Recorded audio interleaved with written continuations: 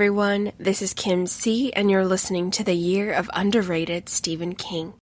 This is a one-woman Stephen King book podcast where I take my background as a university fiction teacher and strive to apply educational concepts to illuminate these wonderful Stephen King titles in light and in shadow. And today, I have a lot of help with said illumination from my extraordinary guest.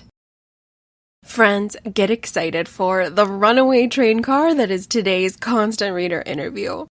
Of course, I don't mean that in a negative context. It's definitely a sophisticated affair, minimum shenanigans afoot. Perhaps it's more of a runaway dinner car. But today's guest couldn't be more knowledgeable, regal, delightful, and professional. He is, in one word, splendid. Mr. Richard Sheppard is the host of the Constant Reader podcast as well as the Hallowed Histories podcast. He is an OG King fan, well-versed in the written output as well as the cinematic adaptations. He is a terrific Stephen King resource with a plethora of academic credentials, connections. He's as cool as can be in the realm of Stephen King fictional analysis, and as we speak, I'm currently readying my resume to be his personal Dark Tower coach, as Mr. Sheppard needs a little assistance with Roland and the gang. My loves, this interview is everything. It is pure delight and complete joy, and I feel a lot like Tigger from Winnie the Pooh, where I just want to sprint and smash into Richard with a barrel roll hug, because he is such a diamond of a guy. Without further ado, let's head into this delightful conversation with Stephen King podcaster, Richard Sheppard.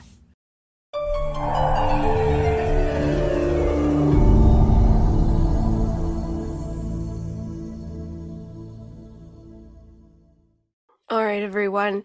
Thank you so much for listening to this exceptional Constant Reader interview today with my honored guest, Richard Sheppard. Hello, Richard. How are you? Hello, Kim. Thank you so much for inviting me to be here. It's a pleasure. So thrilled to have you with us. Thank you so much for joining us. For those of you out there who aren't familiar with Richard's work, Richard, can you introduce yourself and what you're up to in the world of Stephen King? Thank you. I host, produce, and edit a podcast called the Constant Reader Podcast. We've been going for 4 years now. We originally started out as a specifically academic look at Stephen King. So we had Professor of English Literature, Professor of Film Studies, and so on and so forth as my guests in my studio at the University of East Anglia in Norwich. When the lockdown hit, we decided to broaden our horizons a little. And we started getting in writers, filmmakers, superfans, other podcasters to kind of really get a consensus and a broader understanding of the appeal of Stephen King to pretty much everybody. Oh, my heart. I'm just so moved by your work because it really ticks a lot of boxes for me as an academic. So I'm so thrilled that you're involved in the community and doing the show. All right, enough gushing. Let's get to some questions. Tell me about your personal history with Stephen King. How old were you when you read your first title? All that good stuff. Well, that's a good question. It's a question I often ask my guests too. And there seems to be a unifying factor that most of us started reading Stephen King when we were probably too young to be reading Stephen King. For me, I was probably around 9 or 10. And my mother had joined one of those book clubs where you buy a lot of very cheap books and then they send you books every month until you have to really get on them to stop it. And so she got Pet Sematary and Christine. And I think I still have them in the book club edition somewhere. And I really loved Christine. And I really wasn't sure about Pet Sematary. That's one I had to reread a couple of times until I got it. But I loved Christine. It was sexy. It was funny. I could see like the kids in it were like kids I wanted to be. Arnie and Dennis was like a friendship that I wanted to have, and all the kind of the music references and just the Americana of it. I was really obsessed with it. I grew up in Oxfordshire in a very tiny little village called Ducklington, which sounds made up. It sounds like something out of a League of Gentlemen sketch or a parody of English literature. But no, it's a very tiny little village, and it was the complete antithesis of the fast cars and cities, and even just small things like ordering a pizza seemed It's something we wouldn't have done. And I read about these kids doing it in this book, and I thought that's really cool. You get a pizza, and you got a girlfriend, and you got this car. All of this was completely outside my sphere of influence at the time. So I read that one and I loved it. And I think that my mum had to go with me to the library to get out more books because I wasn't able to take out these books on my own. And I kind of read the early canon, I suppose you'd call it. Salem's Lot, The Dead Zone, Firestarter, Cujo. It, of course, I was obsessed with It. Carrie, which is another one I didn't really get at the time, but I've come to love over the years. And ever since then, it's just been one of those things that no matter what job I'm doing, no matter how much money I'm earning, no matter what's going on in my life, if there's a new Stephen King book, the day when that gets released, that's what I do on that day. I go there and I get the hardback edition. So it's been a lifelong obsession, I would say, from 10 upwards. Oh, beautiful. So great. I know he really is so good at mapping our lives with his work, which is incredible when you think about it. Oh, yeah. And that's what I mean by like coming back to certain books. Like the first time I read The Shining, I didn't really like it because I thought it was going to be a fun haunted house, scary ghost book. And it is, but then I didn't really get all the long digressions about Jack Torrance's alcoholism or Wendy Torrance's fears about her marriage. But when I grew up and lived an adult life, I kind of realized that is the true horror of the book. The horror of the book is, your life is maybe teetering on this knife edge. You might fail, no matter how talented you are, no matter, what you do, you might be completely screwed, basically. And that was really scary to me as an adult. Absolutely. I think the humanity horror, the horrors of humanity within King's work is just that universal language we can connect to. Like, oh God, we're all able to stumble that violently. Okay. Yeah, and it keeps on giving. Like I say, I can't wait to get a bit older and read something like Insomnia and really appreciate the fragility of being a senior citizen, or Duma Key, like that kind of thing, and just like really appreciate that being that point in your life and all the things that can still happen to you. Absolutely. Oh, you said Duma Key, and that's a Pavlovian response for me. That is one of my all-time favorite Kings. So happy to hear Edgar Fremantle's journey mentioned. Yeah. Okay, Richard. Now that we've kind of established that beautiful history with King, are you someone who has read everything, given the fact that you've mentioned that on a new King release day, you're there? Or have there been a couple that you just haven't made it to yet? Yeah, I think at this point in the proceedings, I think I should confess I am a Dark Tower skeptic. I've read The Gunslinger a few times with the good intention of going on and reading the rest of it.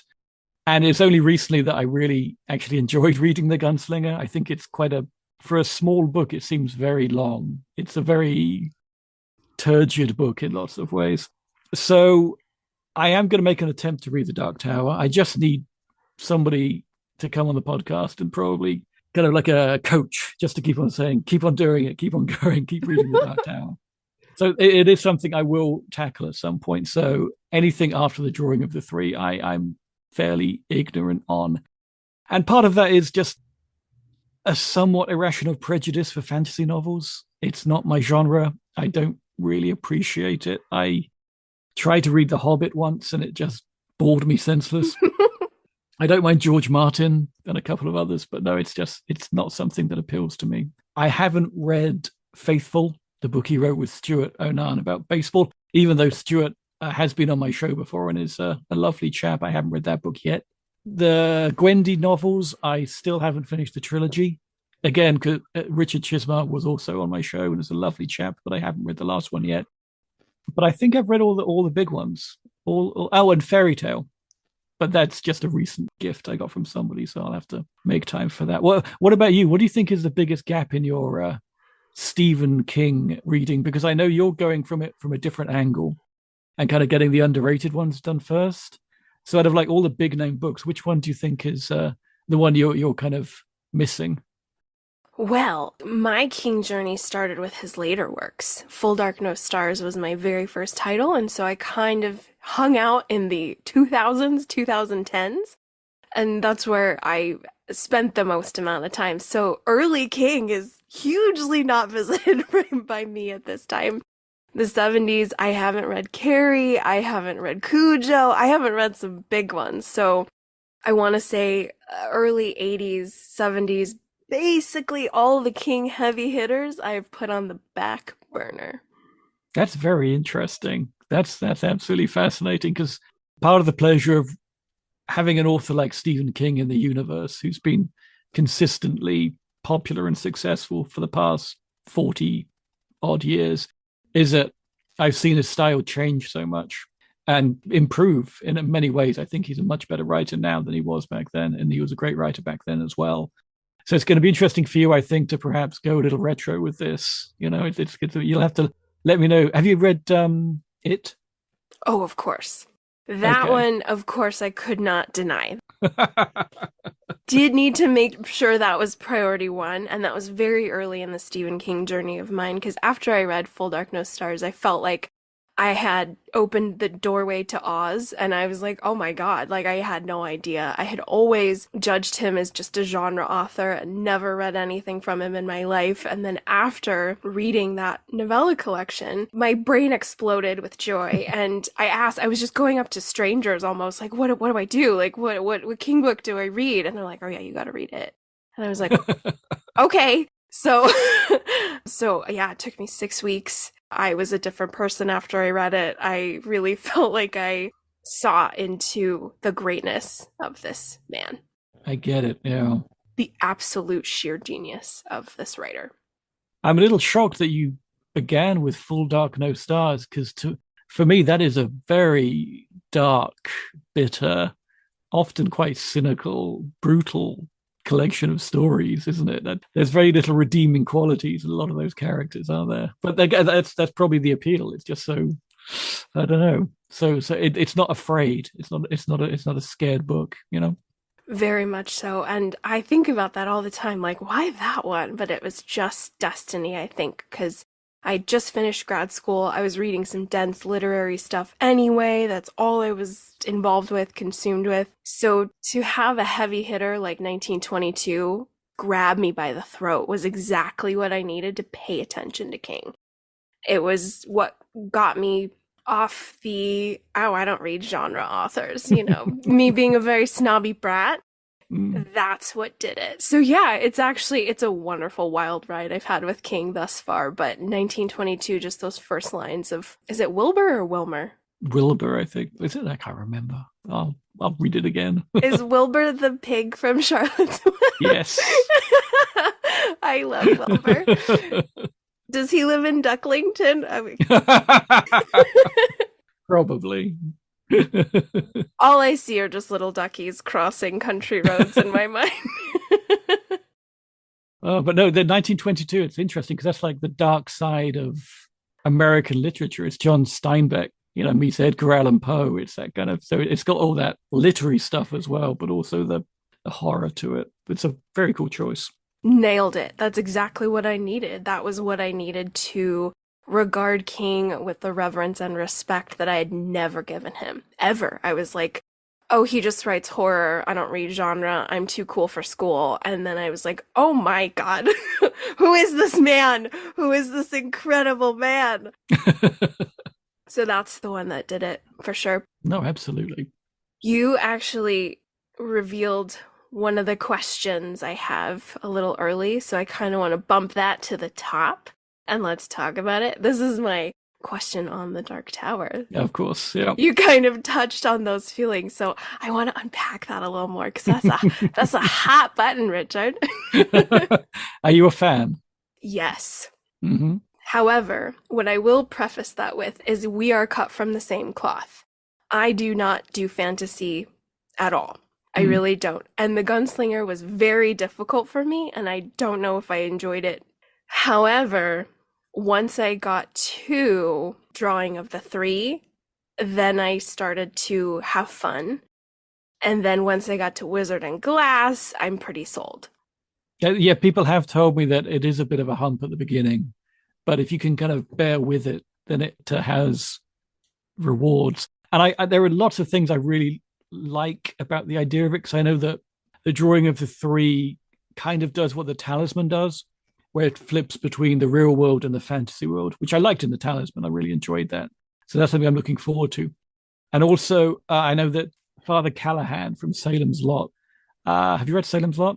Yes, that one I Okay. did read because I love vampires. I'm a little goth kid, so I did like that one a lot. Yeah. I know he reappears in the later Dark Tower books after disappearing from Salem's Lot. I would be quite intrigued to see him again, because Salem's Lot, which is probably one we'll talk about later, is probably my favorite Stephen King novel of all time. So that's yeah, I will make another attempt perhaps at the drawing of the three and see where it leads me. So you've read all of them, the Dark Tower books? Have not. I have just finished Wizard and Glass, which was Mm-hmm. very emotional. It's a very emotional book. It's wonderful. It's pretty fantastic in terms of a Western, a love story, this fantasy craziness. So I'm actually going to deviate from canon, and I'm going to read the very, very last Dark Tower novel, which is Wind Through the Keyhole, Mm-hmm. which takes place immediately after Wizard and Glass. So I'm going to read that. And Very cool. yeah, so we're gonna dabble in some non-canon reading there. But yeah, that's as far as I've got, is the end of Wizard and Glass. So I'm still pretty young on the journey. I have heard that the later novels are post-accident King and they get a little forced, a little contrived there, but I'm in it with these characters. I do enjoy the characters at this point, and I've really let go of all literary snobbiness, like all of the things that I put the microscope with King. I let that all go. So it's really an exercise in like, just read. And I have to ask this, because I ask everybody who's into the Dark Tower this. How bad was the film?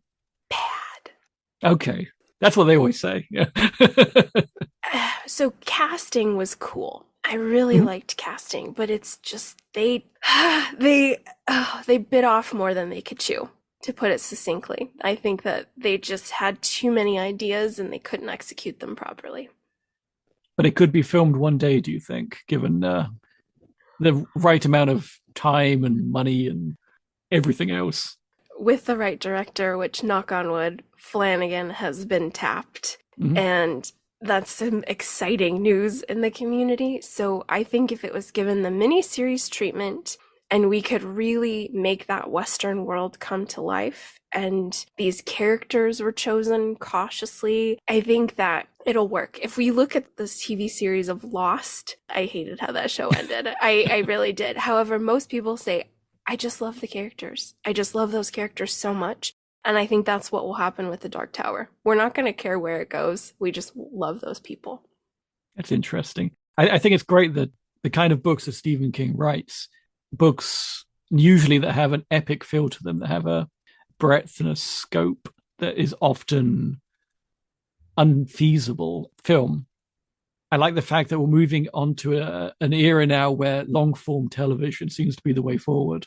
So something like recently The Outsider or Lisey's story have been, I think, much better served by being stretched out into 8-part dramas, and rather than kind of rush through it, And that's why I'm a little worried about the upcoming Salem's Lot film, because it's I understand it's quite a short film. I think somebody told me it's like 90 minutes long, and I really shudder at the idea of trying to squeeze such a big book into such a tiny little film, because that's a film that needs to be a TV series. It needs to be an 8-part series in which the thing that always I love about Salem's Lot is nobody even says vampire to like page 250.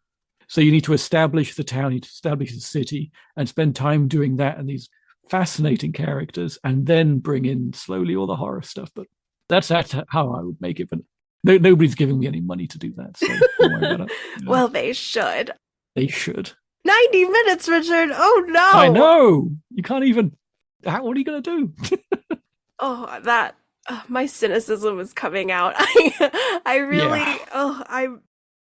I will refrain. But I'm very concerned. Very concerned. Well, you're very lucky. You're a lot younger than I am. I remember growing up in the late '80s, and Stephen King adaptations would be direct-to-video crap. Essentially, it would be really, really terrible. You're living through a golden age of Stephen King adaptations at the moment. Lucky you. So enjoy. Right, I am most grateful. Most grateful. Although I did just watch The Langoliers, which was filmed in '95, and there was some fantastic CGI. That's these flying meatball monsters. Directed by my good friend Tom Holland, who was a guest on the show a couple Oh of years dear. ago. Yeah, no, he doesn't like it either. When we spoke, he's very proud of Thinner, which is I think is a very good adaptation, but he knows The Langoliers looks a bit naff these days. Just the end. I think everything else was aging nicely. Well, the guy's British accent wasn't very good. Yeah, not the best. It's not good. Is he not a real one? I think he's a real one, but he's obviously worked in a lot of American films where he exaggerates his English accent a lot like this. So you know he's English all the time. Okay, right. We don't talk like that. No, and that's sometimes with British actors when they try and do American. Most of you guys are great at it. Like everybody gets it beautifully, which is a huge feat because there's so many of them. But the ones that break my heart is they talk like American in the 40s. World War II. It's just enunciating, isn't it? That's I'm English, an American. Yeah. And so I'm like, oh, you sweet lamb. If it was a World War II broadcast, you'd be A-okay, but... Exactly. Precious. It's rather lovely, isn't it? It's quite naive, but lovely. I love it. And I'm like, can we be friends? Can we go have some tea and we'll chat? Because I live in a part of the country where we enunciate everything. Where I'm in the West, so I'm not quite California, really close to it. Are you north or south of there? South. I'm in the Southwest. Towards like San Diego, or you don't have to give your address or anything, but It's very hot and very deserty. Oh, okay. I'm with you. No, okay. I'm gonna put the clues together. Absolutely, yeah. Is it a bit like the novel Desperation? Yes, sir. It is. Okay. We pronounce everything, so I think I would be a good resource. Oh yeah, I'd compliment your spoken English, but it would sound very patronizing, so I'm not going to do it. No, I love it. This is too fun, Richard. Like we're having cocktails, and this is how I would chat with my friend over cocktails. Well, that's awkward because I think it's 9 a.m. where you are. It is, but it's 5 o'clock in the UK, isn't it? Oh yeah, we're all drunk over here already. It's wonderful. We'll be down the pub. It's still mimosa time. Exactly. One of my favorite drinks. My next question is in regards to Stephen King characters who you feel would be a wonderful candidate for either a sequel or a prequel, much like little Danny Torrance with Dr. Sleep. Is there anybody in the catalog who you feel could get that same kind of treatment? That's a good question. Yeah, I suppose the temptation would be to take one of King's kid characters and see them as an adult, like with Danny Torrance. The girl from Firestarter might be interesting to see if she's kind of harnessed her powers properly, to see if she's actually using those things. I don't think it's a spoiler when I say that the end of Carrie does kind of set up the idea that Carrie's powers are hereditary. So you could do a next generation Carrie. What I'd really like to see is Ben Mears and Mark Petrie hunting vampires after Salem's Lot. Ooh, nice. Yeah, because you have that lovely thing where they're a team now and they go to Mexico and then they go back to Salem's Lot and burn the place down. And I love the fact that they might like go and do that to other places. I think that's kind of cool. Or I don't know, The Stand. Maybe see how society's going there. See what Sue and Franny are up to in Maine on their own. See if they're kind of establishing like another colony. That'd be kind of cool. What about you? I'm with you all the way for Charlie from Firestarter. I need to know what happened to her. I need to know. She's 9 when the novel ends. That's so little. And my personal hypothesis is that Russia got her. So I really think that she's in Russia for a while. And this is, of course, my own fan fiction that I've crafted. I would put her in Russia and then have her get out and kind of wreak havoc for a little while, maybe have a bit of a mentor. However, I don't know if you watched the new Firestarter that came out last year. I did. I really appreciated the ending of that one because they put Charlie with Rainbird. And I thought that was really smart because she's not alone like she is at the end of the actual novel. And Rainbird is kind of like this. He wants to kill her throughout the story, but at the end, he's very reverent of her power, very much like kneeling before a destroyer goddess. And so I was really into that. I was really into what they would get up to together and if he would protect her. And when he passes away, what does she do? No, I like that idea. I thought that was quite an underrated adaptation, Firestarter. Yeah. It got an unjust kicking when it came out by the critics, but I like the fact that it was, and I'm going to go completely against what I just said 10 minutes ago. I like the fact that it was a big book that they slimmed down to 90 minutes, that they cut the fat, and it was, it didn't waste any time. And Rainbird, again, was very good, but I think George C. Scott played him in the original film, which is kind of a little politically incorrect, I think. But oh yeah, not the smartest choice. And I thought Zac Efron was actually really good. I'm not really familiar with his work, but he did a good tortured performance in that one. So yeah, be interesting to see where she is now. Wholeheartedly agree, especially with that adaptation. I know I wasn't a fan overall, but there were parts I enjoyed. Some of those parts you mentioned, for sure. Yeah, it was. It took some risks. Not all of them paid off. Yeah.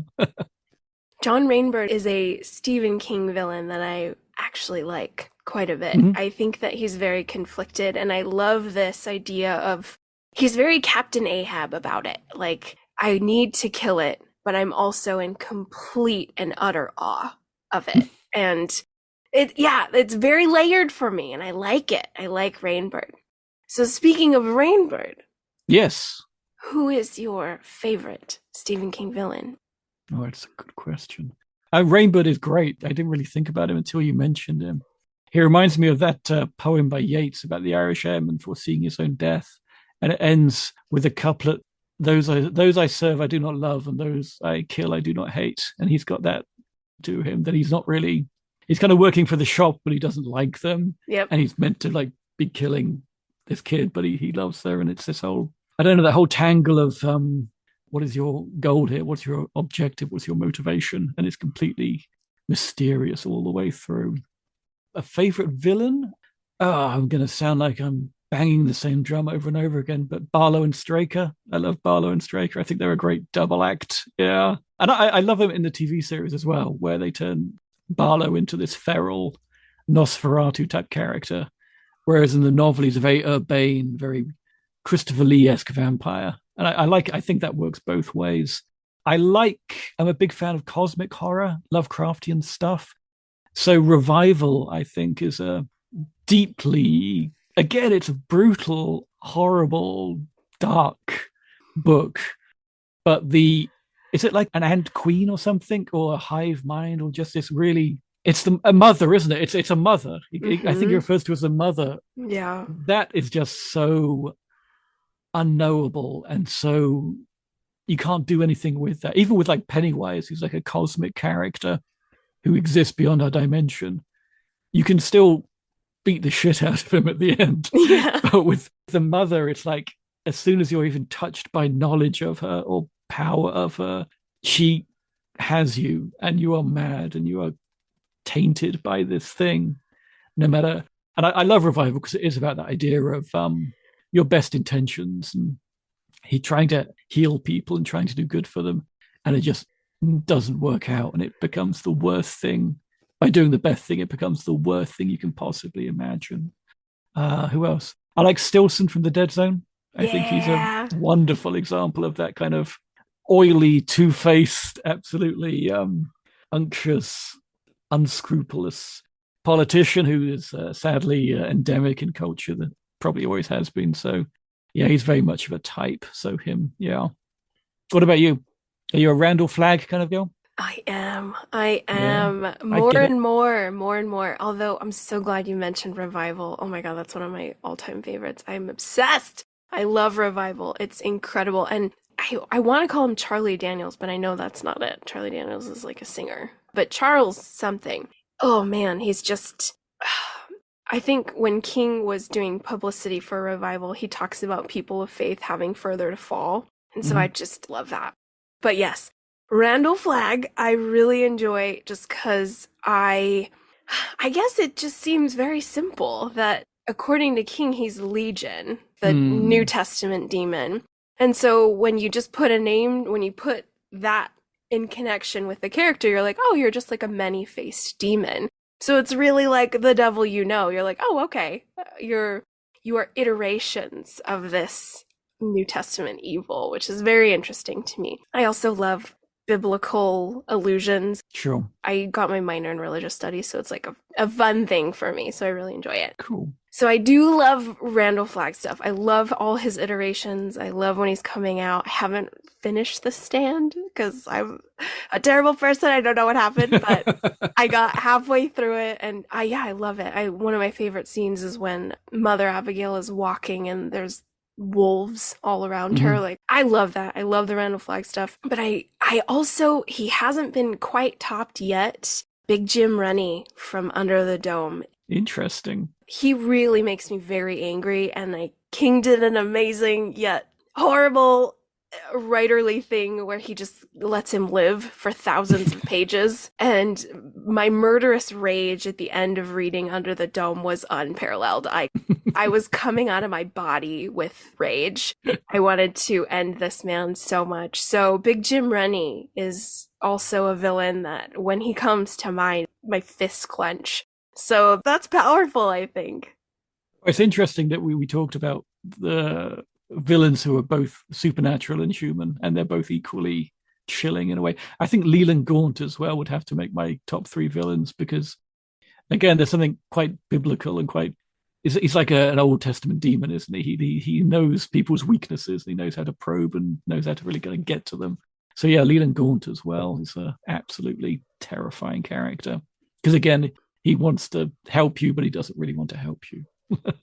That's the thing with devil stuff. They're very easy to understand. Like, it's just whatever they say is a lie, and they have zero good intentions at all. Like, they're out to destroy you. Not a lot of people get this. Yeah. So they've become the mirror to us, don't they? Yeah. Have you got to the bit in The Stand with Lloyd Henryd, the guy that Flagg releases from prison? I think so, yes. I do remember Because he's an that. interesting character, because he makes a devil's bargain. And later on, he's given the opportunity to kind of get out of it, but he doesn't because he's loyal to his own demon. Oh, yeah. A fascinating bit of King character development. Better the right hand of the devil than in his path. Yeah, absolutely. Yeah. And also, he is a kind of a terrible person, Lloyd, but he is also loyal. He still has good qualities, even if they're in a bad service. I need to do a full Stand. I mean, I know it's an undertaking, but that's another one. Like it. Absolutely. I need to dedicate months of my life to uncover the richness. We kind of talked a little bit about characters who don't get a lot of justice or a lot of screen time. Do you have any overall novels or short stories where you love them and you've noticed that people don't like them and vice versa? I know it might be The Dark Tower for you where everybody loves it and you're not quite there yet. Are you ever having a conversation with a King fan and they're like, I don't know, I don't feel that way at all. And you're like, what? Yeah, good question. I wasn't a huge fan of The Institute a few years ago. And I know a lot of people really responded to that one. I liked it, but I thought it was a little like King repeating himself because it was those tropes of the gifted children being put in peril. It's the trope of the outsider who kind of comes in and he's like a Jack Reacher type character, like a kind of a army. It's like the guy in, is it Barbie in Under the Dome? Yes. He seemed like exactly the same character, just repeated. So I kind of thought he was just treading water with The Institute, but I was surprised that so many people really liked it. I think it's like a Harry Potter effect. I think probably a lot of people who had read Harry Potter, and I missed out on Harry Potter, I was too old, really liked The Institute because it was like kind of the same in a way. So instead of Hogwarts, we have this secretive base, and it's kind of a little more, R-rated, but it's the same. But As to books that I really liked that other people didn't, I thought From a Buick 8 is underrated. Yeah, love From Buick 8. That's Yes. a yeah. I think when that came out, people just thought, oh, it's just another like haunted car story like Christine, but it isn't really. It's actually this very interesting, and the chap who narrates it, I think, is a really interesting character because he's one of those very moral people who has to bend his own morality, a bit like who am I thinking of? Well, like a lot of King characters, where you start out like a very moral person, and you're corrupted slightly, and can you kind of come back from that, you know? So I really like that one. I love Cycle of the Werewolf, which is one a lot of people overlook because it's very short. It's more of an illustrated book than a novel, but I really like that one. I love werewolf stories anyway. Yeah, that's pretty much it, I think. Yeah. So glad you mentioned From a View Gate. I love that book. That one is deep, very deep when you get into the weeds with it. And Oh yeah. it's all the unanswered questions, of which there are several in that novel, that it's like, this is great. This is so good of what it's forcing you to do. It's not a traditional King reading experience. You have a lot of potholes, and which I understand a lot of people would be upset by that. Sure. But when you take a look back at the painting, you're like, oh, okay. So I loved it. I love the hell out of Buick. Very underrated. Yeah, very underrated. It really is. It's kind of a hard sell when I talk to constant readers. They're like, ugh. And I'm like, no, there's so much. I feel you. I'm in the same camp. Thank you. When it comes to King books, are you a rereader? Are you someone who has read them all once or twice? Or are there only a select few that get a reread? Which ones? It's a good question because when I invite guests onto my show, I do kind of say I let them pick whatever book they think they're most passionate and interested in, what they can talk about. So I do reread them when they pick one. So I do reread for the show. There are certain books like It and The Stand that when I was a kid, I would reread over and over and over again. It was like a ritual. Every like summer holiday, I'd begin a reread of It, you know, like sit in the garden or just like take it with me everywhere. It was kind of crazy. And just reread it every year, quite a long time. There are some I haven't touched in a long time. Cujo, I'm not in a hurry to get back to. It's all right, but yeah, it's a shaggy dog story, isn't it? It's once you know what's going to happen, it's okay. Yeah, the dog's gonna I'm not going to spoil it for you because the ending is rather brutal. Yeah, but yeah, no, it's something I can come back to over and over again, even if it's just a short story. It's like it can become like a comfort read. There are certain short stories I read over and over again, like anything in Skeleton Crew, Night Shift as well, because not only is it perfectly written short stories, but it takes me back to being young and reading them again. And something like Jerusalem's Lot, I find very comforting because it's not serious. It's just King kicking around the old horror classics of Lovecraft and Poe and saying, this is kind of a fun thing to do, isn't it? To write this balls to the wall gothic story. It's, don't take it seriously. It's just a bit of silliness, but it's also very scary as well. So yeah. Such great answers. Thank you. Is there a Stephen King ending? I know that some constant readers, well, the majority of readers that I talk to have no problem with King endings. Like, we're all in it for the journey, we really are. However, sometimes with the giant King books that take us quite a bit of time to complete, are there any King endings where it was so dissatisfying that it kind of tainted the journey as a whole? Yeah, that's a good question because that is the constant accusation that's not so much leveled at King, but used to be leveled at King that he couldn't stick the endings, that it was always a bit of a fluff to the endings. And I don't think that's true. And I don't know if you've spoken to the chap who runs the Kingcast. His recent episodes have been examining just the endings of the book to determine if they're satisfying or not. And that's been really interesting. For me personally, the only one I would say that, not that I found it disappointing, but it left me scratching my head, was Under the Dome. Mm-hmm. Because it's such a book about people and how people react to stress and how people kind of are at their worst and at their best in extreme situations. Then at the end, to have these very odd aliens pop up who have created this dome, and you're not really sure of their intentions, whether they're just playing around or whether they're looking at us like an experiment. It didn't really work for me, but I know the idea of Under the Dome is so big, and so it's such a lovely idea. Trap everybody in a dome and see what happens. But then you can write that, but then you kind of do have to explain at the end why there was a dome there. It can't just be, and then the dome disappeared one day and nobody ever saw it again. You have to kind of have an explanation for it. And that was probably the best explanation you could come up with, even though it wasn't particularly satisfying. And because the novel is so long and you spend so long with these characters that you do love them and hate them and appreciate them and get frustrated by them. Then at the end, to do that kind of Deus Ex Machina thing of just saying it was aliens and now it's okay. It was a bit of a cheat, I think. Could not agree more. Could not agree more. That was sometimes when I get that feeling when I read a book and I was like, oh, this ending, and it doesn't leave my head. I have to sit down with myself and rewrite it. I actually have to rewrite it in my mind. For me, Under the Dome only went down smoothly if I ended it tragically in my head. Yeah. The air runs out and everybody dies. Yeah, that's it. Okay, yeah, I get it.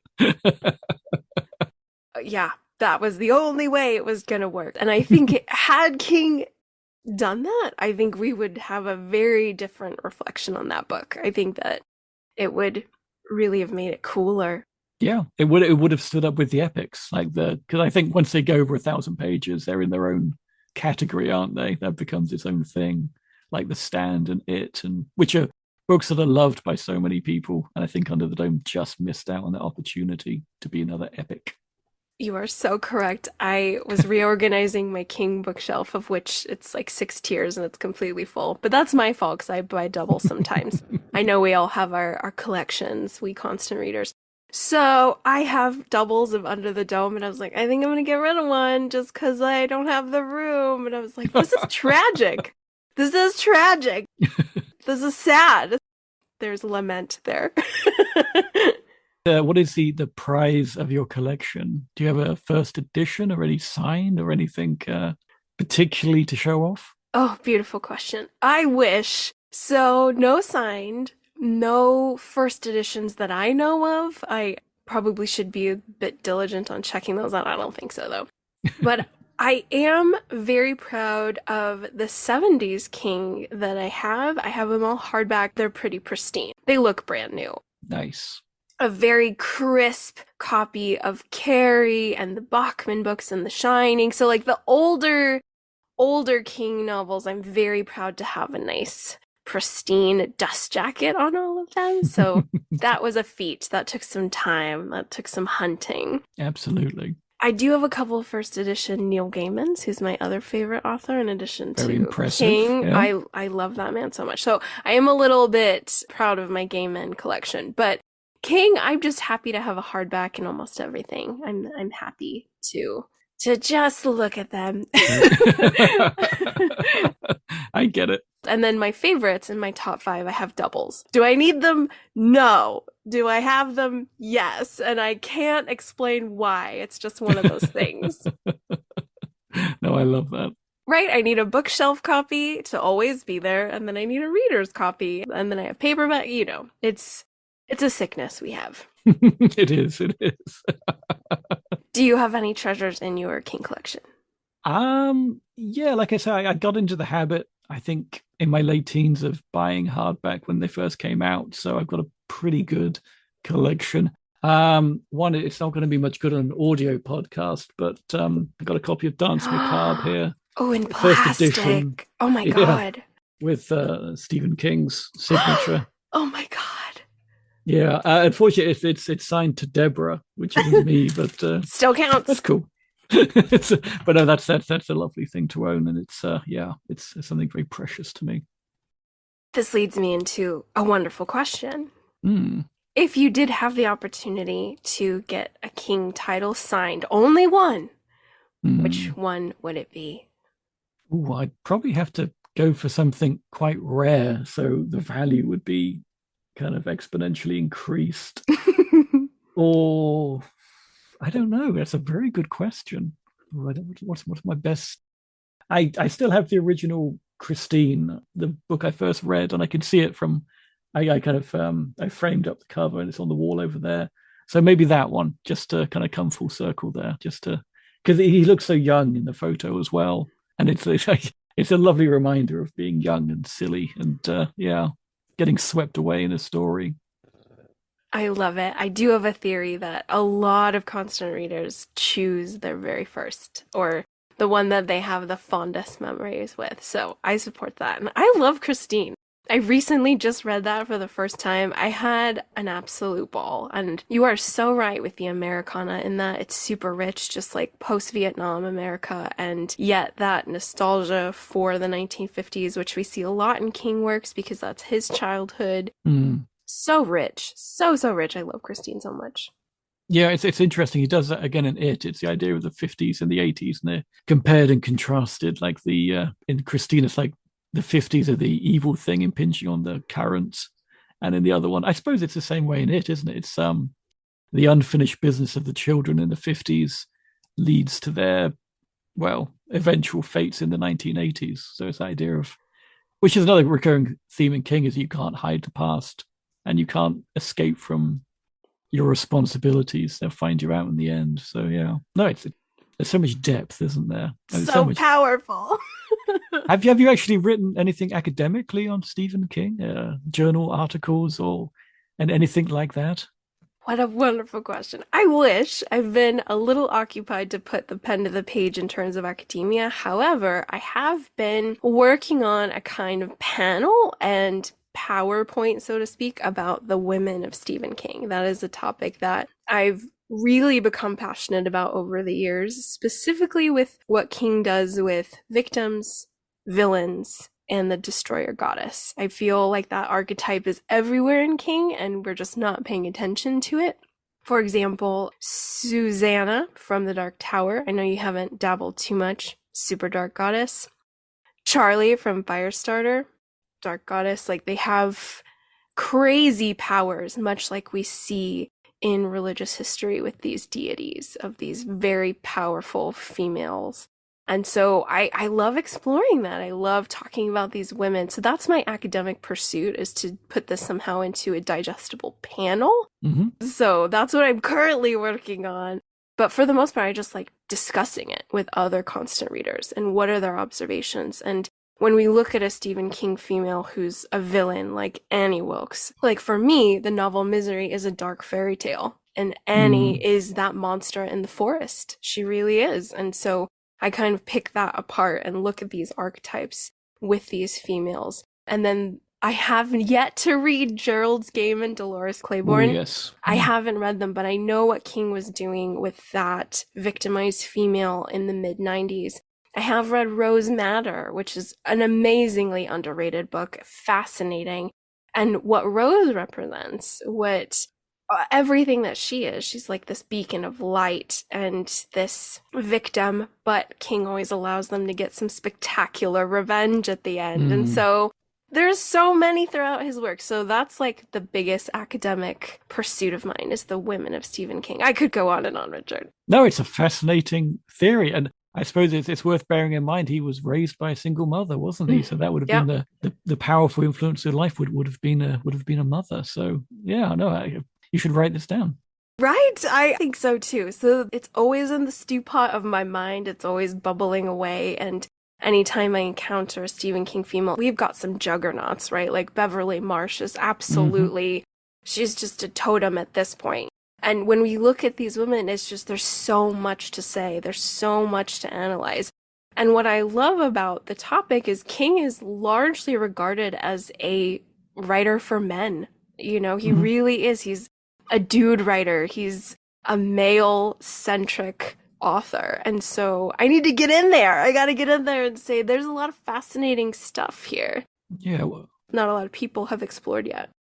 What do you make of Holly Gibney? Because I know this is a character that King kind of returns to and seems to be obsessed with at the moment. How does she kind of fit in? Because she's not a maternal figure. And I don't know, it's kind of interesting, isn't it? Because we've seen her grow as a character. which is something we don't really see in King novels, like from book to book. Are you a fan?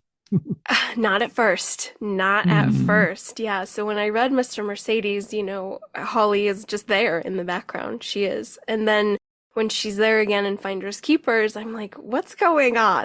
Then by the time we get to End of Watch, I was like, all right, I think I understand what he's doing with her and what she represents as someone who's healing. We see her at her lowest, most manic and tortured reality. And then King sort of allows her to heal and find friendship and community. And so I clung to that. In terms of how interesting her character is, I don't know if there's a lot there.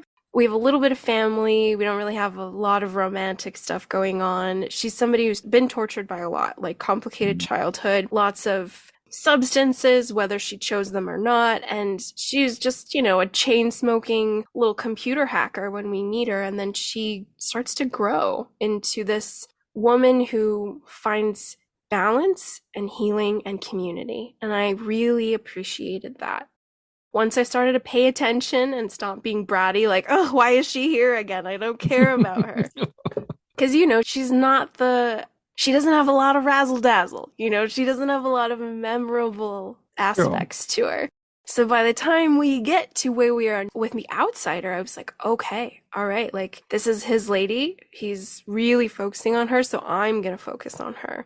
And I think after a while, I did become a fan because I'm fascinated with what he's doing. I may be more of a fan of the process rather than the actual character, but what she represents for me, it speaks louder. So I think I do enjoy her quite a bit because of what he's doing.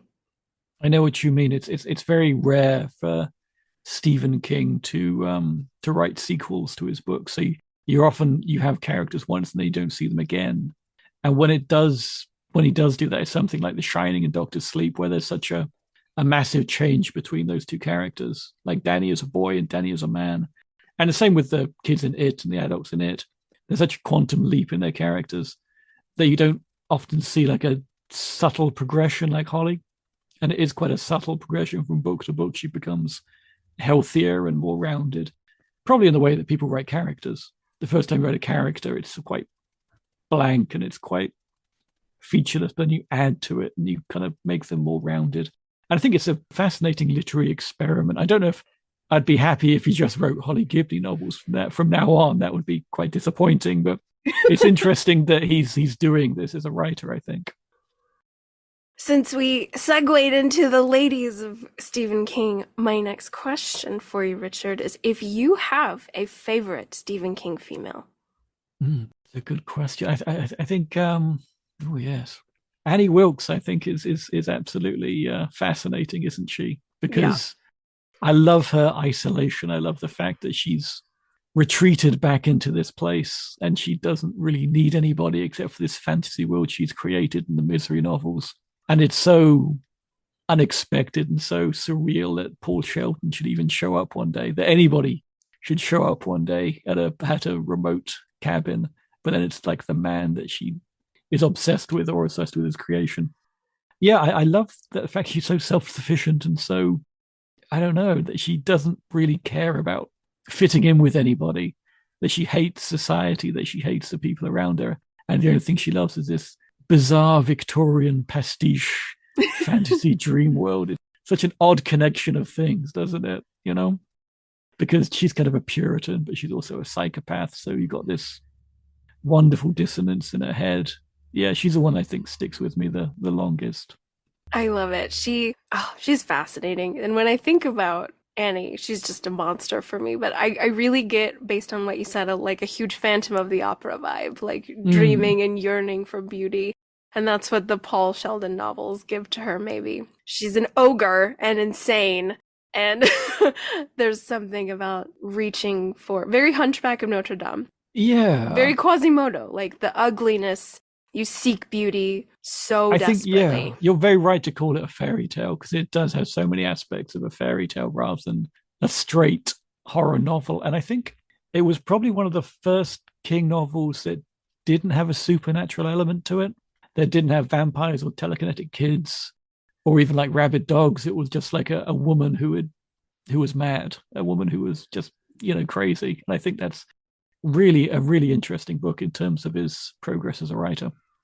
Totally. I love discussing Misery so much, but oh my God, Richard, I barely survived reading it. I almost shat myself with terror. Like, I can't explain how terrified I was. It's the most genius King book ever. I feel like I've never felt fear like that reading ever in my life. I was 150 pages in, of which it's a 300-page book. I was about to give up. I was like, I can't. I'm going to throw up. I can't. I am so scared of this book. I'm so glad I made it. Yeah. And now it's just so fascinating to pull apart. It is. I know people mock Stephen King somewhat because a lot of his protagonists are writers, but I think he is saying something very interesting about the process of writing in these characters. People like Mike Noonan in Bag of Bones, I think, is a really interesting guy because it's a very good book, not just a very good ghost story, but it's a very good book about writer's block, about what if your creative juices run out. And the same with Paul Sheldon, because, it's somewhat obvious, but you can see how he would relate to this guy who's stuck writing one genre and people expect this one thing over and over again. But he's like, no, I've got like other books in me, different books in me that I have to get out. So he's one of the best writers who talks about writing and being a writer than any other author I can think of. There's also, you reminded me, there's some Dark Goddess stuff in Misery because Paul is reaching out to Scheherazade. So there's like a little bit of 1001 Nights in there and how she had to make a story, otherwise she would be killed.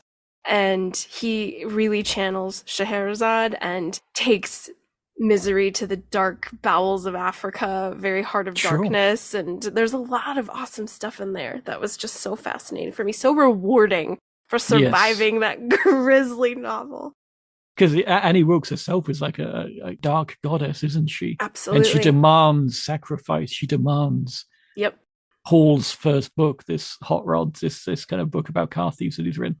She demands it to be a burnt offering to her so that he can get back to worshipping her through writing this book that she demands. There's a lot going on there. Oh, you nailed it. You nailed it. Oh, so good. So good. We have made our way through quite a bit here. I love it. We're going to do a fun one now. Go for it. If you were to be stuck in a Stephen King setting, where would you choose to be stuck? And it could be the frightening route or it could be the enjoyable route. It's a good question. But going back to what I was saying earlier, I like Bag of Bones a great deal. And I like the idea of having that lake house on the shore. I think it's a remarkable metaphor for Mike Noonan's kind of grief and to kind of be out there on his own in this haunted location. I think it really works well. And he makes it sound so beautiful. But then again, I'd also like the Overlook Hotel. I'd like to, I don't know, it sounds horrible, but I'd quite enjoy being a winter caretaker at the Overlook Hotel. I wouldn't want to kill my family or anything, but just like, it'll be like going up there and you can't there's no Wi-Fi, there's no cell service. You could just go up there and write and read books and snowshoe and ski and just goof around in this beautiful, incredible natural location. So yeah, I'd take the job. I'd be okay. I think I'd take it too. I think it would be very, very nice. Minus the ghosties. Well, yeah, I'm always impressed by Dick Halloran talking about all the food. I think, that's brilliant. I can eat all of this. I don't have to go and shop. There's a food here. There's a nice fire. It's wonderful. Yeah, just take as long as you don't run out of books, you'll be fine. Right. Yeah. It would be great. I would be into it. Have you made it to the Stanley yet in Colorado? No, I'm going to Colorado in a couple of months for the SCMS, the Society of Cinema and Media Studies conference in Denver. I think it's Denver. And yeah, I'm looking forward to that because, King said a lot of stuff in Colorado. You got The Stand and The Shining, of course. I did actually look into staying at the Stanley, but it's booked up so far in advance. And it's ridiculously expensive. I know. Yeah. One day, even if I just go there and visit, even if I just go there and see it. Yeah, that would be lovely. Absolutely. I think I'd chicken out, actually. Like, I'm very, very reverent of like haunted locations. Mm. All of these ghost tours, I'm like, nope, nope, no, thank you. I believe in it. I really do believe in stuff hanging around. So I'm also a very vulnerable little unicorn spirit. I struggle. I think most creatives struggle with staying sunny and not getting too low. And that's my greatest fear, is like some sort of possession of some kind that would start to suck the life out of me. Have you ever seen a ghost? Have you ever had a supernatural experience? Yes and no. My university, well, it's one of those where it's like I questioned myself to the point of that couldn't have been real. However, Sure. very well, it could have. My university was surrounded by 3 cemeteries. And yeah, I used to walk in the cemeteries because they're very quiet and it's a nice place to study and there were good trees. I get it. Yeah, and I always felt very serene and very peaceful. However, there were a couple nights where I would go to sleep listening to my Walkman, my CD player. You remember those? I had an old one. I'm very, very retro, very old soul. I love like old tech. And I felt like something was pressing into my hand. It was very cold all of a sudden. All of the traditional things felt very sad, like I was about to cry, very cold. And I was like, I don't know about this. And then just learning about all the people that had died, what the land was before it became a university. And I was like, this is awful. Okay. So unknown if it was real or just my imagination. I really, really talked myself into logic as best as possible. But I just am very sensitive emotionally. And so I like to be able to have those strong boundaries up. Like, I am very respectful of this ghost's space, and I do not want to interrupt them or bother them. So, however, like, what's interesting though is my favorite horror films are like the possession ones. Those are my favorite ones. Because I do feel if I was in a haunted house location, I think I'd be okay. I really do. Like, I think that I would have the right frame of mind, the right spiritual frame of mind where I'm like, okay, we're going to be fine. That's probably why I love Flag so much. I don't think I'm afraid of him. Yeah, exactly. Because he just offers you a deal. Yeah. And if you don't take the deal, it's like, there's not much you can do, really. It's Yeah. So I feel I would be okay. But I'm only okay because of that respectful distance. Exactly. Well, I think, yeah, whether you believe or not, respect is always a good place to start from, isn't it? Yeah. So the Stanley, I respectfully decline because I know it's just been associated with so much, it's just been creepy to the point where I am convinced that there's something there. There's definitely something that I am not strong enough to withstand a night stay. Certainly not a room 237 anyway. Oh God in heaven, no. I wouldn't sleep. I would just be on the brink of pissing myself all night, and like every creak or crack, I'm just a little fraidy cat in that way, and I respect this about myself. And yeah, it's really interesting being a King fan, that's for sure. Oh, bless you. Absolutely. Yeah. Well, have you actually been like physically felt fear reading one of his books? 1,000%. Oh yeah. Misery was very difficult for me. And one you just mentioned, Bag of Bones. Yeah, I heard your episode on Bag of Bones. I know that was a very emotional. The ending is yeah, it's a tough one. I am scarred, Mr. Sheppard. I am scarred. And that is just interesting. It's one where when I think about that book, I'm like, oh my God. The power of this story and this writing and this darkness and that evil. And I'm like, I can't go back. I can't go back.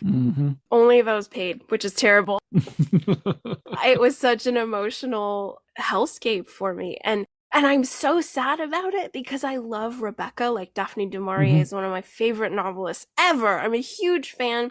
And King is channeling Rebecca. And I was like, oh my God, this is the best book ever. This is going to be amazing. And just the depths he went with that. Yeah. Really shook me up very bad.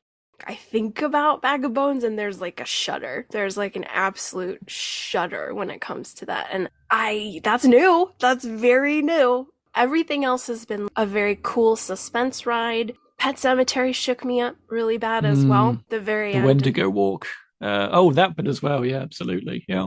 Those are the only books that I have had a visceral reaction to, like a physical reaction. Pounding heart, felt sick, felt absolutely panicked. And yeah, those are the ones I survived. Do I love these books? I do. Of course, yeah. But I was shocked at the reaction they caused in me. I can imagine, yeah. What about you? No, not for a Stephen King book. I've never actually been frightened by a Stephen King book. That's good. It's the only book I can think of that I've had a visceral reaction of fear to. There's an English writer called Graham Masterton, who was one of those 80s writers who England produced to try and untopple Stephen King. So like James Herbert or Sean Hudson. And he wrote a book called Prey, which was set on a hotel in the Isle of Wight. And it was a reinterpretation of Lovecraft's Dreams in the Witch House, which has got a little rat demon in it called Brown Jenkin. Yeah, it's really creepy. And for some reason, that book really frightened me. And I was probably about 18 or 19. I wasn't a child, but it just really scared the hell out of me. But King, no, I love his work. And I love the way he creates atmosphere, but I've never actually been frightened to carry on. Yeah.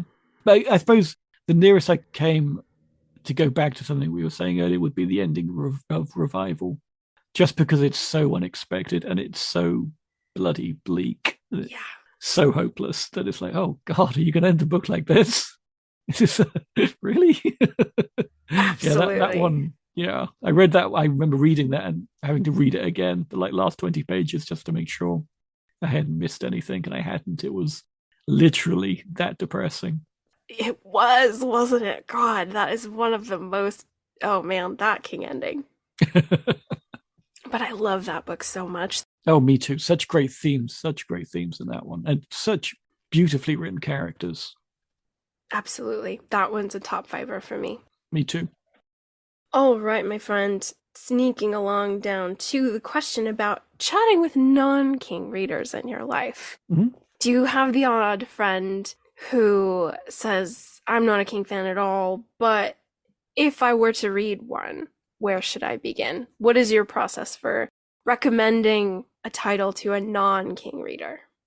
I suppose the thing about Stephen King is that people who don't read still have a cultural awareness of Stephen King, because he is so well represented in film and TV and comic books and everything else that even if they don't read or are not sure where to start, they will probably say something like, but I really liked the look of Pennywise, or something like, oh, I really, it's I would suggest probably starting with something like The Dead Zone, because I think The Dead Zone is a very encapsulated book. It's very simple plot line, and it's got a bit of everything. So you've got the supernatural stuff about the precognition, you've got the serial killer stuff with Frank Dodds, you've got the very sweet relationship between Johnny Smith and his girlfriend, and you've also got the kind of political assassination stuff. So there's a lot of things going on there, and it's very easy to read. The way it's written is it's very quick, and the characters, it doesn't get bogged down too much in other stuff, And Johnny Smith is a very likable character. He's a very open, honest, friendly guy, and you really feel sorry for him because he didn't really like just wander into the situation. He's a complete child of fate, And I like that one a lot. Oh, so great! Such a great recommend. Yeah. Oh, Johnny broke me, I tell you. Such a tragic character. Sweet guy. He's a sweet guy. Yeah. I always reference his date with Sarah at the carnival is probably one of my favorite King moments with the couple. It's just so good. It's just so good. I'm a huge romance fan. Let me preface that. Good romance. So I barely read any because there's not a lot out there. Sure. That's what a brat I am.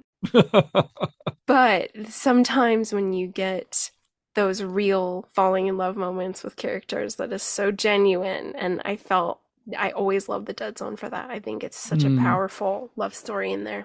Yeah, he doesn't make a big deal of the romance that he writes, does he? But when he does it well, like Ben and Bev in It. I think it works beautifully. It's not too overdone, you know?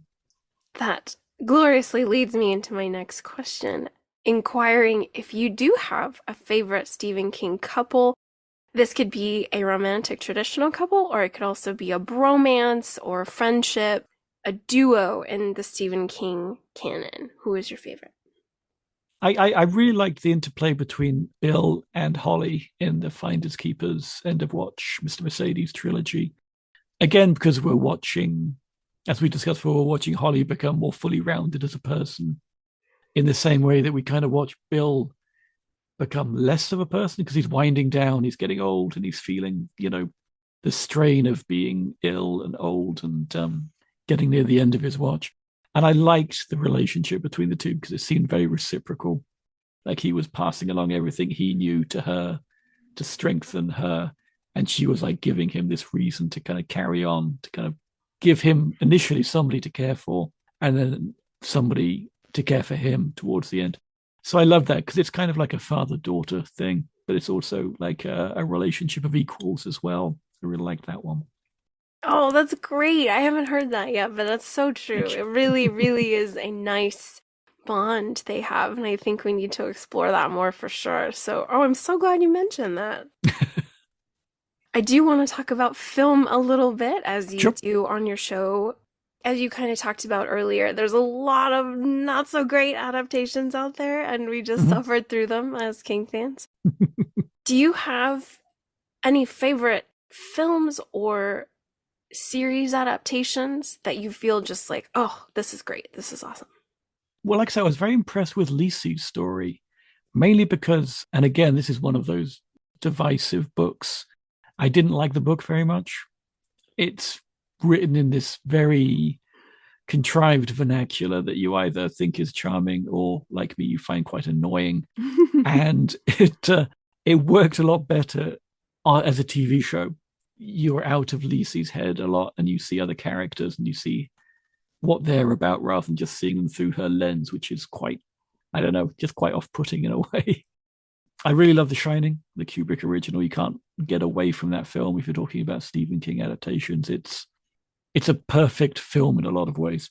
And I know King doesn't like it, but to me, it just works so well as a film, as a ghost story, as a haunted house story, as a story about domestic abuse. I think it works really well.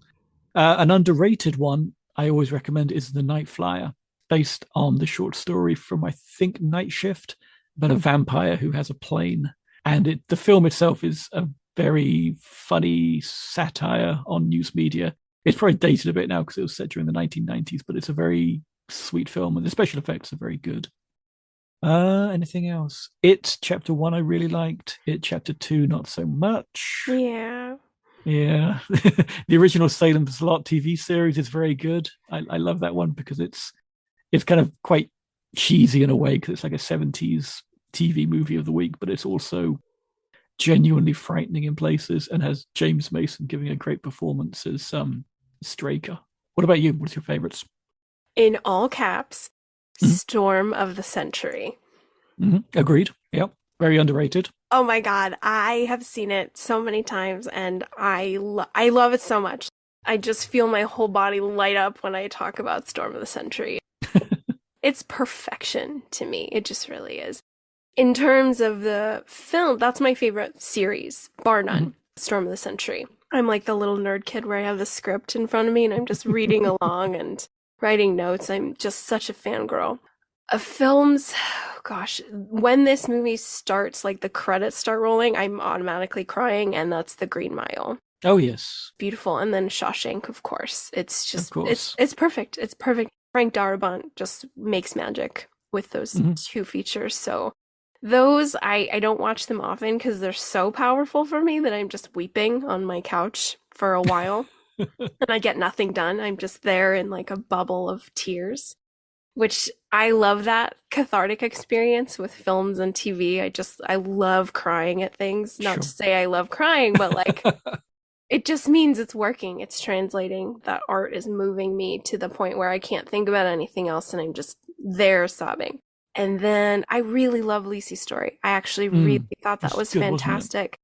I loved it. Yeah, it was dark and captured that wild book. And I really enjoy Lucy's Story as a book because it's such a puzzle for me. And so I'd read it a couple times. And once I read it, if you make it through the first time and you could give it a second read, it revealed itself much more on the later readings. And so I was able to latch on and be like, this is bonkers, and I like it. It's like a Pink Floyd album, you know? You're in it. You're like, this is weird.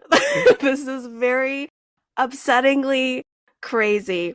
I'm just going to hang out here because. And that's what Lucy's Story is. And I really started to like it after a repeat read. It is one I've been promising myself I'll give another chance to, particularly after watching the TV series. I loved it. The TV series was just beautifully done. I love the casting. I love Booyah Moon, what they did with that and what they did with the really cerebral elements in the book with like the Hollyhock ship and what's going on inside her sisters. Great. It was a perfect way to bring that bonkers novel to life. So very, very pleased with it. But I feel I watched it with my boyfriend who did not read the novel, and he liked it, but he's like, I don't get it. Like, sure. It's cool to look at, but I think that series is 1000% for readers of the novel. And I felt so honored by that. Oh, this is the reward at the end of the slog, is we get this fantastic adaptation that's captures everything quite nicely. Well, I think he did write the adaptation himself, I think, if memory serves. So that explains it. I know it's a very personal novel for him because it is directly about Tabitha and their relationship. And again, it's one I like the idea of a lot rather than the book itself. But carrying on from your question, are there any films or TV series that haven't been made yet of any books that you would like to see? Beautiful question. I really, really, really am dying for a wonderful Joyland adaptation. I think Joyland would be extraordinary. I love that book so much. It would just be so bright and colorful, which I gravitate to. I would love a Joyland just making that theme park. And I want it so bad. And then Duma is so near and dear to my heart. And so all the art in Duma, there's so much art. I love it. There's just so much talk of drawing and all the paintings and the museum exhibit in Duma. I'm like, please, we need a beautiful miniseries, or I think we could even do a film if we edited out a lot of like the Elizabeth Eastlake stuff, which I don't want to do, but it could be adapted. It could be accomplished. And so I can't wait to get like a talented artist to recreate all of these paintings that are referenced in the book and on the American hardcover, the dust jacket, which is so cool. So I'm such like a visual art nerd that I need Duma. I am salivating for Duma to be mainstream. That is my main sermon that I preach quite often. It's my soapbox. I'm like, have you read Duma Key? I'm almost like a manic street preacher about it. And who do you see playing Edgar Fremantle? Oh, this is amazing. I don't know. I really would love a seasoned salt and pepper, maybe a Kiefer Sutherland. I have a little crush on him. Work. Yeah, I can kind of see that. Yeah. The audiobook, his name, he's from Mad Men. And of course I'm blanking on his name. But John Slattery. There you go. He'd be good. He would. And so there were times when I simultaneously listened to the audiobook and read at the same time for maximum cerebral digestion. And so I was picturing John Slattery when I think of Edgar sometimes. That's recently, and I was thinking of Bryan Cranston. Yes. I think he's got that kind of gravitas and that kind of slightly kind of wounded quality to him. I think he'd be very good. But yeah, I'd love to see a film of that because it's such a visual thing, isn't it? It really is. Oh my God. And just the beach of Duma Key and the Elizabeth Eastlake house. It is such a perfect Gothic novel for me. It's just perfection, and setting is everything. I adore it more than I can explain. We need to get it on film. Agreed. We're nearly done here, which is very sad, but I do need to let you get back to your life. Bless your heart. Can't just be my friend forever. I do want to ask you about, this is sort of the ultimate, let's talk about your top 3 or your top 5. How did they get there? Okay. Yeah, some of them are just legacy picks from reading them as a kid and just keeping them with me forever. And Salem's Lot is definitely up there for that because, like you, I love a good vampire novel. And probably like you, I also find that there aren't that many good ones. So when you do find one that really works, that all the pieces move properly in it, that it is a thing of beauty. And it's also, again, another one of those novels that I kind of read as a kid and I thought this is a brilliant vampire book.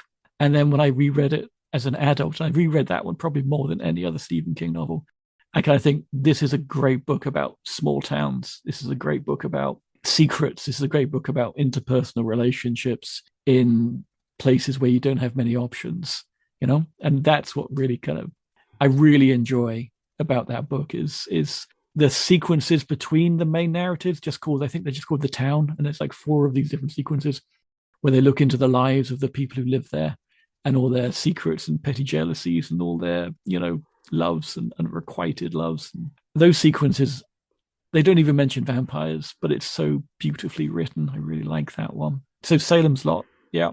Revival, again, just because it was such a punch in the gut at the end, just because I really liked the characters, both of them. I thought they were great. And the way they played off each other, the preacher and the boy, I've forgotten his name, but Jamie Morton. That was it. And going through with him through the depth of addiction, I thought was really good. And then seeing him like fight back against that and reclaiming his life. And then just at the end, it's like, oh, it means nothing. It doesn't matter. It doesn't matter if you quit drugs. It doesn't matter if you turn your life around. It means nothing. Oh, yeah. A wonderfully horrible sucker punch. I'd probably have to choose either the It or the Stand because you got to have an epic in there. Yep. Probably It, just because it's a bit fresher in my mind at the moment. Yeah. And I did an interview with Andy Stanton, who's a kids book author, for my podcast about It. And normally my podcasts go for about an hour. And that one went for 2 hours. And then he emailed me a week later and said, we didn't really talk about a bunch of stuff. So he ended up doing a 2-parter epic on It because there is so much in there. Oh, yeah. And again, it's that thing like with Salem's Lot. It's a bit between the narratives where you get the history of Derry, where it becomes like a fully realized place, where the actual location of it becomes such a big, important character. So that one as well. That's 3. I don't know if I was to choose a couple more. Bag of Bones, probably, because I love a ghost story. And like you were saying earlier, it's such a weird blend of very subtle Victorian ghost story that goes horribly grim towards the end. I love that one. Then if I had to pick another one, it would be, I don't know. I want something quite recent. No, I've done a revival. The Shining. Again, The Shining is another one that I come back to over and over again because it's so raw and it's fascinating. This is something I've talked about on my podcast, to think that King writes so beautifully about a man who is driving off a cliff because of his addictions and knows he should be doing better, while at the same time King himself was still drinking heavily and not dealing with addictions. But he has such clarity about how tragic Jack Torrance's life is. And you wonder if he's writing that to keep him from thinking about that in his own life, whether he's like putting it all on the page rather than dealing with not the tragedy of Jack Torrance, but the tragedy of Stephen King, which eventually, of course, he did manage to turn around. And it's fascinating, like you say, to read post-addiction stuff and post-accident stuff and pre-accident stuff to see kind of the differences between the two. So, yeah, that's probably it. Shining. Oh, great list. Terrific list. So good. Yeah, Shining I definitely need to reread. I have read that one because that one's just essential. Yeah, it's wonderful. I do enjoy the Kubrick film. I really do like it a lot, actually. But when I think about the redeeming arc that Jack has at the end of the novel, I'm like, no. No. It hurts me, but I get it. Kubrick went for the cinematic punch. Exactly. Did quite well for him. It's iconic. It's an absolute tremendous film. It's huge. But Jack's redeeming moment with the boiler, it's everything. Like, it absolutely makes the book. It makes everything. And it makes Dr. Sleep. Like, it makes the whole, oh my God.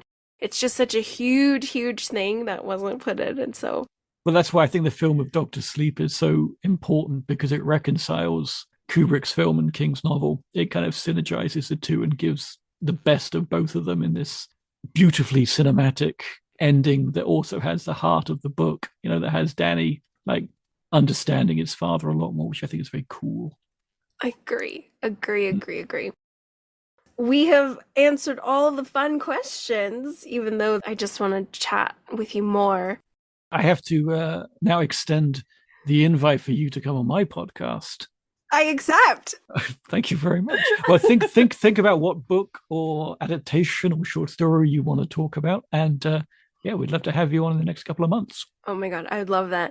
Here's the thing, though. I won't be able to decide because I'd spin out. It might have to be dealer's choice. You might have to give me homework because I am forever a student, so I'll just see it as homework and then I will do it. And I will be there and ready to chat. Well, we've touched on the fact that there's still a few of the main canon you haven't looked at yet, which I think is fascinating. So we'll talk about a few of those options and go for a real stone cold classic.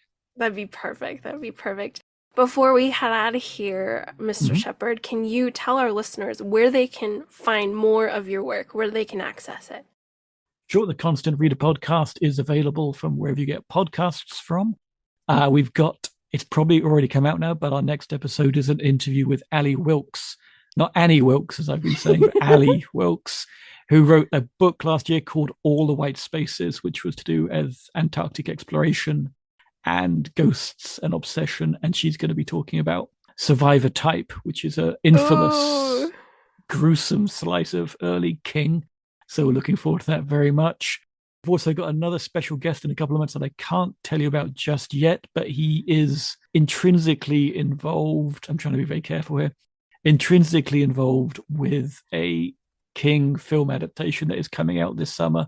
That is very exciting. So I can't confirm that yet, but please watch this space. I also host and produce a podcast called Hallowed Histories, which is about folklore in East Anglia, which is a remote part of England where I live, that covers Cambridgeshire, Norfolk, Suffolk, and Nottinghamshire. So that's little ghost stories and little bits of true crime there. So please feel free to check it out.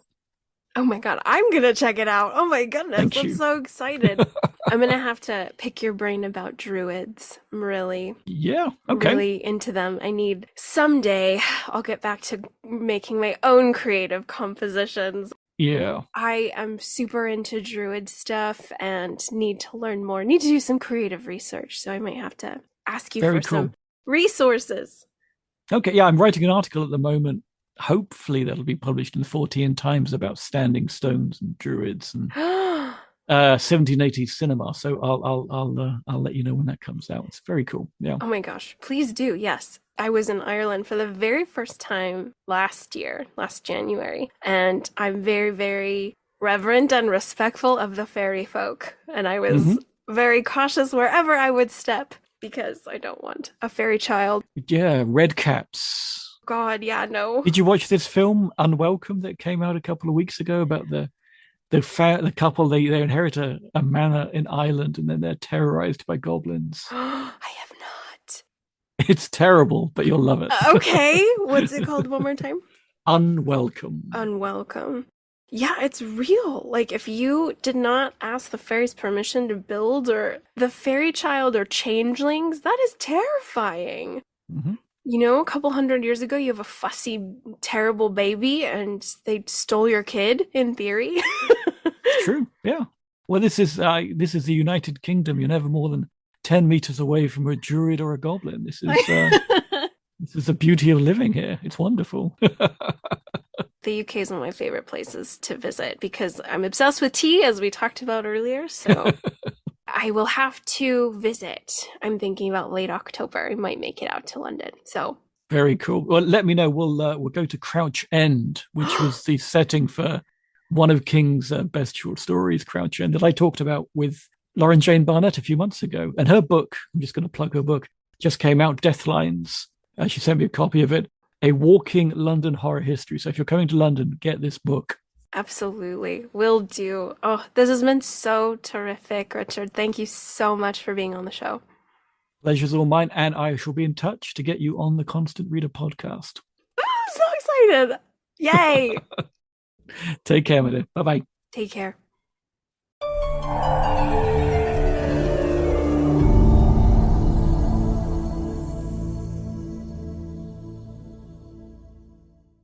Thank you all so very much for listening to my interview with Stephen King podcaster Richard Sheppard.